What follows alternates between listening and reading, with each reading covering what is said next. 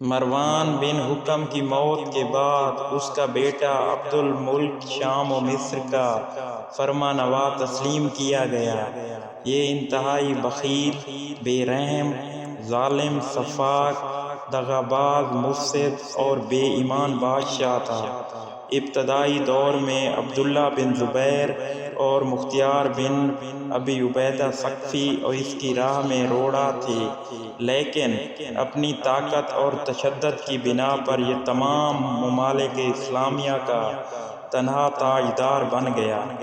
ابن زبیر سے معرکہ آرائی میں اموی جرنیل حجاج بن یوسف نے کیونکہ نمایاں کردار ادا کیا تھا، اس لیے عبد الملک نے پہلے اسے حجاز کا گورنر بنایا، پھر اس کے بعد اس نے عراق، فارس، کرمان اور خراسان کو بھی اس کی حکومت میں شامل کر دیا۔ حجاج بن یوسف نے اپنی حجاز کی گورنری کے زمانے میں اہل مدینہ پر، جن میں اصحاب رسول بھی شامل تھے، بڑے بڑے مظالم کیے۔ عراق میں اپنی حکومت و گورنری کے دوران اس نے 5 لاکھ بندگان خدا کا خون بہایا تھا، اور اس کی وفات کے وقت تقریباً 50,000 قید خانوں میں پڑے ہوئے اس کی جان کو رو رہے تھے۔ بے چھت کا قید خانہ اس کی ایجاد ہے۔ ابن حلقان کا بیان ہے کہ عبد الملک بن مروان جس قدر ظالم و سفاک تھا، اتنے ہی ظالم و سفاک اس کے گورنر بھی تھے۔ چنانچہ عراق میں حجاج، خراسان میں مہلب، حجاز میں ہشام بن اسماعیل، مصر میں اس کا بیٹا عبداللہ، یمن میں حجاج کا بھائی محمد بن یوسف اور جزیرہ میں محمد بن مروان، یہ سب کے سب انتہائی ظالم اور سفاک تھے۔ مسعودی کا بیان ہے کہ خون ریزی کے معاملے میں عبد الملک کے عامل اسی کے نقش قدم پر چلتے تھے اور اپنے مطلب کے لیے سب کچھ کر گزرتے تھے۔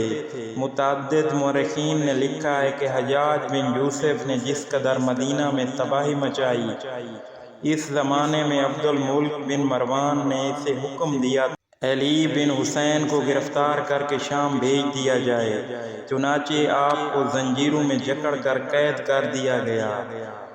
روضۃ الاحباب میں زہری سے مروی ہے کہ عامل مدینہ نے عبد الملک کے حکم سے امام زین العابدین کو طوق و زنجیر پہنا کر قید کیا تاکہ وہ انہیں نگہبانوں کی حراست میں عبد الملک کے پاس روانہ کرے۔ میں نے امام سے ملنے کی اجازت چاہی، اور جب عامل سے اجازت مل گئی تو قید خانہ کے اندر جا کر امام زین العابدین علیہ السلام سے ملا اور عرض کیا کہ کاش آپ کی جگہ میں قید ہوتا۔ آپ نے فرمایا کہ اے زہری، یہ نہ سمجھو کہ میں اس قید سے مجھے کچھ زحمت ہے، اگر میں چاہوں تو ابھی رہا ہو سکتا ہوں۔ امام کا یہ کہنا تھا کہ میں نے دیکھا کہ ان کے جسم سے زنجیریں اور بیڑیاں علیحدہ ہو گئیں۔ پھر آپ نے فرمایا کہ اے زہری، میں 2 منزل سے زیادہ ان لوگوں کے ساتھ نہیں جاؤں گا۔ تھوڑی دیر بعد میں انہیں الوداع کہہ کر چلا آیا۔ چوتھے دن میں نے دیکھا کہ جو لوگ امام زین العابدین کو اپنی حراست میں لے گئے تھے، وہی لوگ مدینہ واپس آ کر آپ کی تلاش میں سرگرداں ہیں۔ میں نے ان لوگوں سے جب حقیقت دریافت کی تو انہوں نے بتایا کہ ہم لوگ ایک منزل میں مقیم تھے، رات بھر علی بن حسین کی نگرانی کرتے رہے، مگر جب صبح ہوئی تو ہم نے انہیں نہ پایا، البتہ بیڑیاں اور زنجیریں وہیں پڑی ہوئی تھیں۔ اس واقعے کے چند روز بعد جب میں عبد الملک کے دربار میں حاضر ہوا تو اس نے مجھ سے امام زین العابدین کا حال دریافت کیا۔ مجھے جو حالات معلوم تھے وہ میں نے بیان کیے۔ عبد الملک نے کہا، جس دن میرے گمشاتوں کی حراست سے علی بن حسین کا غائب ہونا بیان کیا جاتا ہے، اس دن میرے پاس آئے اور کہنے لگے کہ تو کیوں میرے پیچھے پڑا ہے؟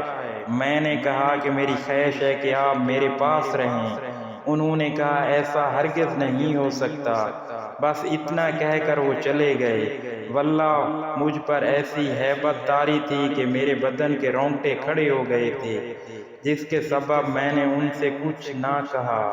اس گفتگو کے بعد زہری نے عبدالملک سے کہا کہ امام زین العابدین پر کسی قسم کا کوئی الزام نہیں ہے، نہ وہ حکومت کے معاملات سے کوئی دلچسپی رکھتے ہیں، بلکہ وہ خالص اللہ والے ہیں اور اللہ کے سوا انہیں کسی سے کوئی مطلب نہیں۔ زہری کی ان باتوں سے متاثر ہو کر عبدالملک نے حجاج بن یوسف کو لکھا وہ بنی ہاشم کو ستانے اور ان کا خون بہانے سے اجتناب کرے، کیونکہ بنی امیہ کے اکثر تاجدار انہیں ستا کر بہت جلد تباہ و برباد ہو گئے۔